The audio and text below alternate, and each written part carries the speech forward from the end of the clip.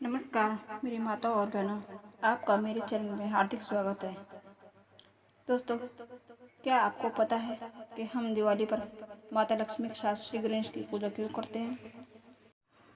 यह शुभ लाभ का क्या महत्व है जो हर दिवाली पूजन में लिखा जाता है?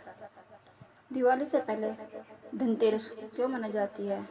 आज हम आपको माता लक्ष्मी और गणेश जी की पूजा का महत्व ही नहीं बल्कि एक ऐसी कहानी बताने वाले हैं जो आपको चौंका देगी। समुद्र मंथन, विष्णु जी का एक छुपा संदेश और लक्ष्मी जी के दत्तक पुत्र गणेश की कहानी, ये सब हम इस वीडियो में बताएंगे। तो वीडियो को अंत तक जरूर देखें, क्योंकि आप जो सुनेंगे वह आपने शायद कभी नहीं सुना होगा। एक बार माता लक्ष्मी और महालक्ष्मी स्वरूप में इंद्रलोक में वास करने पहुंची। माता की शक्ति से देवताओं की भी शक्ति बढ़ गई। इससे देवताओं को अहंकार हो गया और अब उन्हें कोई पराजित नहीं कर सकता था। ऐसे में इंद्र स्वर्गलोक में भोग विलास में व्यस्त हो गए। वे अपने कर्तव्यों को भूल चुके थे।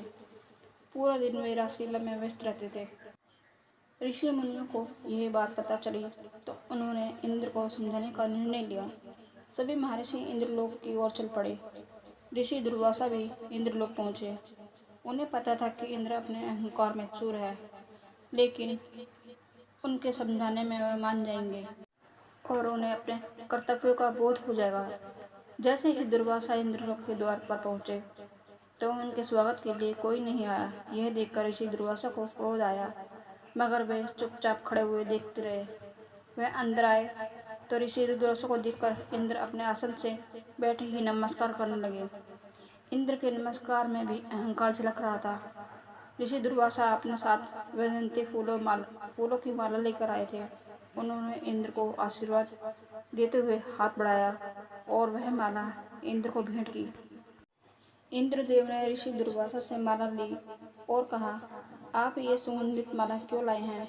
इंद्रलोक में सुगंध की कोई कमी नहीं है।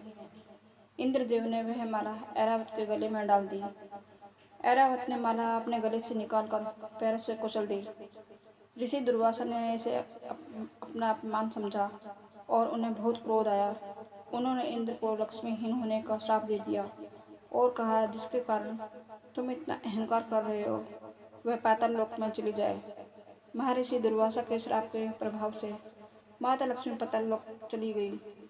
माता लक्ष्मी के चले जाने से इंद्र और बाकी देवता कमजोर हो गए और दानव मजबूर हो गए।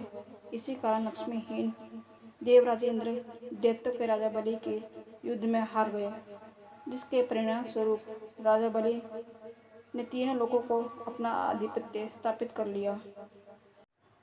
हताश और निराश हुए देवता ब्रह्मण जी के साथ लेकर श्री हरि के आश्रम में आए और उनसे अपना स्वर्गलोक वापस पाने के लिए प्रार्थना करने लगे। तब जगत के पालनहार नारायण ने लक्ष्मी को वापस बुलाने के लिए समुद्र मंथन करवाया। श्री हरि ने कहा कि आप सभी देवगण दैत्यों से सुलह कर लें और उनका सहयोग पाकर मंद्राचल को मथाने तक वासु की नाग की रस्सी बनाकर क्षीर सागर का मंथन करें। समुद्र मंथन से जो अमृत प्राप्त होगा उसे पिलाकर वे आप सभी देवताओं को अजर अमर कर दूंगा। तत्पश्चात ही देवता दैत्यों का विनाश करके पुनः स्वर्ग का आधिपत्य पा सकेंगे। इंद्र दैत्यों को के राजा बलि के पास गए और उनके समक्ष समुद्र मंथन का प्रस्ताव रखा। अमृत के लालच में आकर दैत्य देवताओं के साथ मिल गए। देवता और दैत्यों में अपनी पूरी शक्ति लगाकर मंदराचल पर्वत को उठाकर समुद्र तट पर ले जाने की चेष्टा की, परंतु सक्षम नहीं हुए। सभी मिलकर श्री हरि का ध्यान करने लगे। भक्तों की पुकार श्री हरि चले आए। उन्होंने क्रीड़ा करना आरंभ किया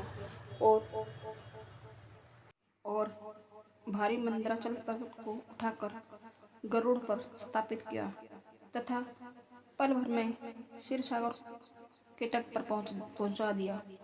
मंदराचल को मथानी और वासु की नाग की रस्सी बनाकर समुद्र मंथन का शुभ कार्य आरंभ हुआ।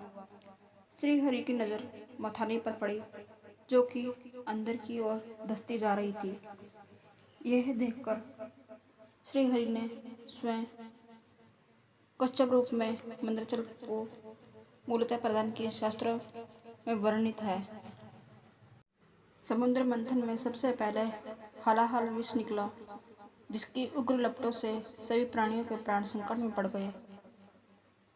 इसे भगवान शिव ने अपने कंठ में धारण किया और उसे अपने ऊपर हावी नहीं होने दिया, जिससे उनका कंठ नीला हो गया और वे नीलकंठ कहलाए। तत्पश्चात समुद्र मंथन से लक्ष्मी कोसुंदम, पारिजात, सुरा, धर्वंतरी, चंद्रमा पुष्पक, ऐरावत, पंचजन्य, शंख, सभा, कामधेनु, घोड़ा और अंत में अमृत निकला, जिससे लेकर धन्वंतरी आए और वह दिन था कार्तिक मास का। श्री कृष्ण पक्ष की त्रयोदशी, इसलिए इस दिन धनतेरस मनाई जाती है और अमावस्या के दिन लक्ष्मी जी बाहर आई थी, इसलिए हर साल कार्तिक मास की अमावस्या पर माता लक्ष्मी की पूजा होती है। और इसी दिन श्री राम वनवास से लौटकर अयोध्या वापस आए थे और उनके आने की खुशी में लोगों ने घरों में दीपक से रोशन किया था, इसलिए कार्तिक मास की अमावस्या पर दिवाली मनाई जाती है। इस दिन पहले लक्ष्मी पूजन होता है, उसके बाद दिवाली की खुशी में घर को दीपक से रोशन किया जाता है। तो दोस्तों, वीडियो में आगे बढ़ने से पहले मैं आपको बताना चाहूँगी कि समुद्र मंथन की कहानी यहाँ तक ही सीमित नहीं है। अगर आप चाहते हैं कि इस विषय पर लंबा वीडियो बनाएं तो वीडियो में कमेंट करके हमें ज़रूर बताएं। दोस्तों, माता लक्ष्मी के साथ गणेश जी की पूजा भी जरूरी है। माता लक्ष्मी अर्थात धन संपदा की स्वामिनी है। वहीं श्री गणेश बुद्धि और विवेक के बिना धन संपदा प्राप्त होना दुष्कर है। महालक्ष्मी की उत्पत्ति जल से हुई थी और जल हमेशा चलायमान होता रहता है। उसी तरह लक्ष्मी भी एक स्थान पर नहीं ठहरती। लक्ष्मी को संभालने के लिए बुद्धि विवेक की आवश्यकता पड़ती है। इसलिए दिवाली पूजन में लक्ष्मी के साथ गणेश जी की पूजा की जाती है, ताकि लक्ष्मी के साथ बुद्धि भी प्राप्त हो सके। गणेश माता लक्ष्मी के दत्तक पुत्र हैं। पौराणिक कथा के अनुसार एक बार लक्ष्मी जी को स्वयं पर अभिमान हो गया कि धन प्राप्ति के लिए सारा संसार उनकी पूजा करता है और उन्हें पाने के लिए ललायित रहता है। भगवान विष्णु उनकी यह भावना जान गए। माँ लक्ष्मी का अहंकार दूर करने के लिए भगवान विष्णु ने माता लक्ष्मी से कहा कि देवी, भले ही सारा संसार आपकी पूजा करता हो, लेकिन आपको पाने के लिए व्याकुल रहता हो, पर आप अपूर्ण हैं। ये बात सुनने के बाद माता लक्ष्मी ने जिज्ञासावश विष्णु जी से कहा, ऐसा क्या है कि मैं अभी तक अपूर्ण हूँ? तब विष्णु जी ने कहा कि जब तक कोई स्त्री माँ नहीं बनती, तब तक वह पूर्णतः प्राप्त नहीं करती। आपने संतान ना होने के कारण अपूर्ण है। माता लक्ष्मी को इस बात से अत्यंत दुख हुआ और उन्होंने अपनी सखी पार्वती को अपनी पीड़ा बताई। माता लक्ष्मी का कोई भी पुत्र न होने पर उन्हें दुखी होते देख माता पार्वती ने अपने पुत्र गणेश को उनकी गोद में बिठा दिया। तभी से ये भगवान गणेश माता लक्ष्मी के दत्तक पुत्र कहलाने लगे। दोस्तों, ये एक ऐसी कहानी है जो बहुत कम लोग जानते हैं। अगर आपको यह रोचक लगी हो तो कमेंट में ज़रूर बताएं। धन्यवाद।